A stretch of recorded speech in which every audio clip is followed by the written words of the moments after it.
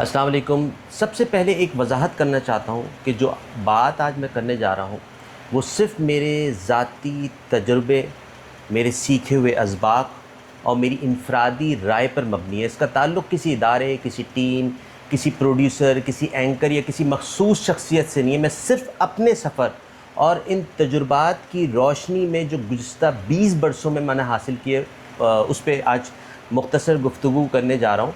आज से पहले मैंने कभी इस तरह की कोई बात नहीं की, लेकिन अभी पिछले दिनों जो मुहर्रमुल हराम का जो एक बड़ा ही अक़ीदत से भरा महीना शुरू हुआ, और उससे पहले भी जब हमारे कोई भी रिलीजियस इवेंट्स आते हैं, और जब से हमारा जो एक आप समझें कि जो डिजिटल का एक दौर शुरू हुआ है, जिसमें जो एडिटोरियल कंट्रोल है और बहुत सारी चीज़ें हैं जो कि अब नहीं मौजूद रहीं अनफॉर्चुनेटली, तो उसके बाद जो मसाइल पैदा हुए, और आज सुबह सुबह जो एक सहाफ़ी का जो अरेस्ट हुआ और उसके पीछे जो बात आ रही है कि उन्होंने एक पॉडकास्ट किया था एक अहले तशय्यो के उलमा आलिम के साथ, जिसमें कुछ ऐसी गुफ्तगू हो गई जिसके ऊपर बड़ा रिएक्शन आया लोगों का, और जो कि ऑब्वियसली आना भी चाहिए।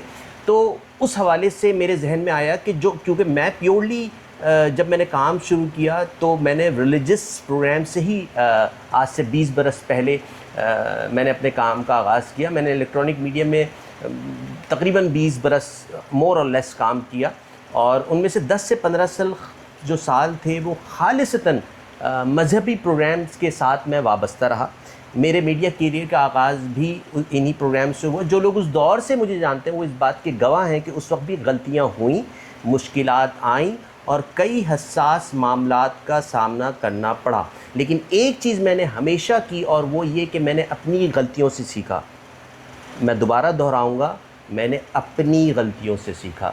मैंने अगेन शुरू में ऊपर डिस्क्लेमर दिया है कि यहाँ पे मैं किसी को भी शामिल नहीं कर रहा हूँ। ये वीडियो मैं सिर्फ़ और सिर्फ मैं अपनी ज़ात के हवाले से जो मुझसे गलतियाँ हुई और जिनको मैंने सही करने की कोशिश की वो है।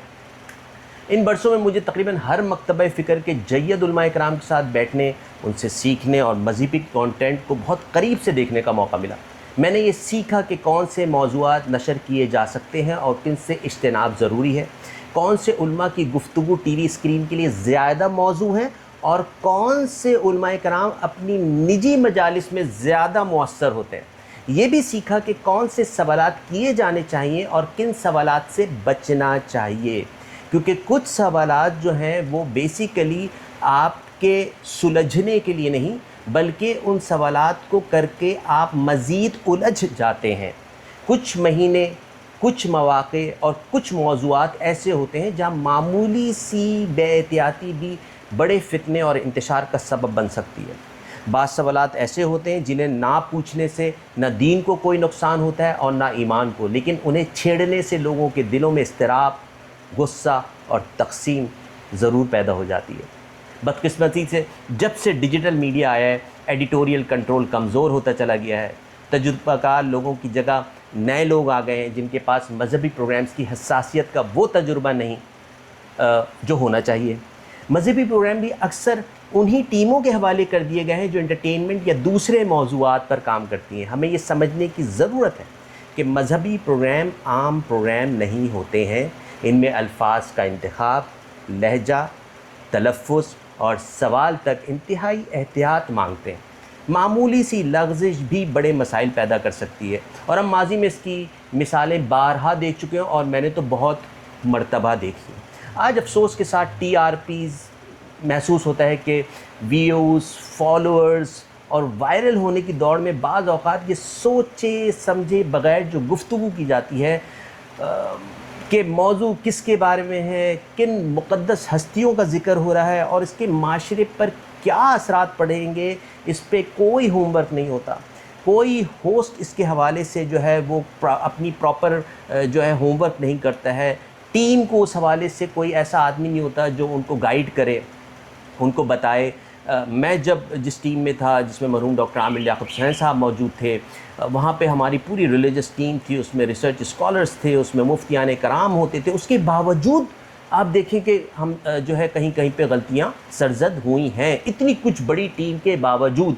तो ہمیں یہ سمجھنا چاہیے کہ کتنا سینسٹیو ایشو ہے. انٹرٹینمنٹ پہ آپ بیٹھ جائیں, کوئی الٹی پلٹی بات کر دیں, کوئی مسئلہ نہیں ہے, لیکن جہاں پہ دین کا معاملہ آتا ہے وہاں پہ ہمیں بہت احتیاط کی ضرورت ہے. یہاں میں ایک بات اپنے معزز علماء کرام اور مذہبی رہنماؤں سے بھی انتہائی ادب کے ساتھ میں گزارش کرنا چاہوں گا کہ جب ہم اس شعبے میں کام کرتے تھے تو میں نے اپنی آنکھوں سے دیکھا کہ جید علماء کرام جب پروگرام میں آنے سے پہلے بڑی تفصیل پوچھتے تھے, بھائی میزبان کون ہے, اچھا میزبان کون ہے, تو آپ کہیں گے کہ بھائی ڈاکٹر صاحب, ڈاکٹر عامر لیاقت مرحوم صاحب, علی امام صاحب موجود ہوتے تھے. میں یہاں پہ اس وقت کے آگے کی بھی بات کر رہا ہوں کہ جب میں اس ٹیم سے باہر آ گیا تھا اور پھر میں Ramzan transmissions on my own as a content head شروع کی, اور جس میں میری اپنی ایک ٹیم ہوتی تھی. تو وہاں پہ جب میں نے پہلی مرتبہ یا اس کے بعد بھی جب میں نے علماء کرام کو کال کرتا تھا تو وہ پوچھتے تھے کہ بھائی کون ہوسٹ بیٹھ رہا ہے, اس کا ڈومین کیا رہا ہے, اس کا پاسٹ کیا رہا ہے, اس کے ساتھ کوئی ایسا کوئی واقعہ یا کوئی اسکینڈل تو نہیں ہے, کوئی خاتون تو ساتھ نہیں بیٹھی ہیں. تو لیکن آج جب میں دیکھتا ہوں کہ وہ علماء کرام جو کہ اتنے زیادہ یعنی کہ وہ کریٹیکل ہوتے تھے اپنے اس وہاں پہ موجودگی کے حوالے سے, آج وہ وہاں وہ چیز, وہ سینسٹیوٹی کہاں چلی گئی. آلدو کہ آپ خواتین کے سامنے بیٹھ کے جو ہے وہ شو نہیں کر رہے ہیں, لیکن جو شخص سامنے بیٹھا ہوا ہے اس کا اپنا تو آپ بیک گراؤنڈ دیکھیں کہ اس کا وہ کیا کرتے رہے ہیں, اور وہ ادھر سے اچھل کے ادھر کودنا اور ادھر سے کود کے ادھر بیٹھنا, اور جب جو چیز آئی وہ کر لینا, تو یہ اتنا آسان نہیں ہوتا. اور وہ سینسٹیوٹی کہاں چلی گئی. تو میں آپ سے بہرحال میں بیک ٹو دا واپس اپنی سٹوری پہ آتا ہوں کہ وہ تمام چیزیں بہت ہم سے پوچھی جاتی تھیں اور ہم اس پہ ہوم ورک کرتے تھے تاکہ کوئی غیر ضروری تنازع یا حساس معاملے سے بچا جا سکے. لیکن آج بعض اوقات بڑے بڑے نام ایسے پوڈ کاسٹ میں نظر آتے ہیں کہ حیرت ہوتی ہے, دل میں سوال پیدا ہوتا ہے کہ کیا انہوں نے یہ جاننے کی کوشش نہیں کی کہ سامنے بیٹھا شخص کون ہے, اس کا بیک گراؤنڈ کیا ہے, اس کا ڈومین کیا ہے, وہ کس انداز سے سوال کرتا ہے, اور سب سے اہم یہ کہ وہ کون سے سوالات پوچھنے والا ہے. میں کسی کی نیت پر بات نہیں کر رہا, لیکن بعض اوقات ایسا محسوس ہوتا ہے کہ شاید ریٹنگ, ویوز یا مالی معاملات زیادہ اہم ہو گئے ہیں فار بوتھ سائڈس. اگر ایسا نہیں بھی ہے تو کم از کم تاثر یہی ضرور بنتا ہے. میں اپنے بزرگ علماء کرام سے مؤدبانہ ہاتھ جوڑ کے گزارش ہے کہ آپ کی موجودگی کسی بھی پلیٹ فارم کو اعتبار بخشتی ہے.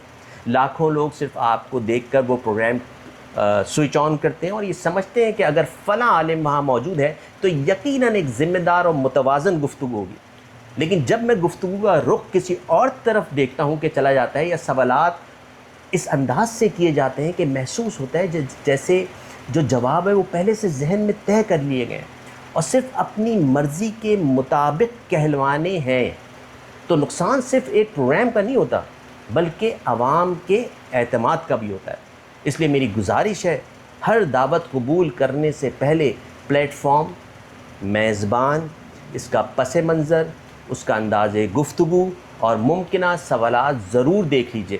یہ تمام باتیں میں ابھی علماء کرام, اپنے معزز تمام مکتبہ فکر سے تعلق رکھنے والے علماء کرام سے کر رہا ہوں. آپ کی یہ احتیاط بہت سے فتنوں, غلط فہمیوں اور غیر ضروری تنازعات کو جنم لینے سے روک سکتی ہے. اس طرح میری گزارش تمام media houses, digital platforms اور پوڈ کاسٹرز سے بھی ہے کہ اپنی ٹیموں میں ایسے افراد ضرور شامل کریں جو دینی حساسیت اور مذہبی موضوعات کی نزاکت کو سمجھتے ہوں. ایسے لوگ صرف جی سر کہنے والے نہ ہوں بلکہ وقت پر یہ بھی بتا سکیں کہ فلاں سوال یا فلاں موضوع کے ممکنہ نتائج کیا ہو سکتے ہیں. میں نے آج تک شاید ہی کبھی اپنے میڈیا کیریئر کے حوالے سے کوئی گفتگو کی ہو, کیونکہ گزشتہ کچھ عرصے سے میری توجہ صحت اور ہومیوپیتھی کے شعبے پہ زیادہ رہی ہے.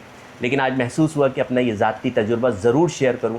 آلدو کہ میں اب مکمل طور پہ کسی میڈیا ہاؤس سے وابستہ نہیں ہوں, کبھی کبھی کسی پرائیویٹ یونیورسٹی میں ایز اے وزٹنگ فیکلٹی ضرور میں جاتا ہوں اور پڑھانے کے فرائض سر انجام دیتا ہوں.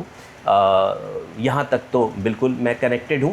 اگر یہ بات کسی ایک ذمہ دار شخص تک بھی پہنچ جائے جو میں نے آج کی ہیں اور اس نے اپنی سطح پر ایک بھی درست فیصلہ کر لیا, تو میں سمجھوں گا کہ میری یہ گفتگو کامیاب رہی. زندگی باقی تو بات باقی. السلام علیکم ورحمۃ اللہ وبرکاتہ.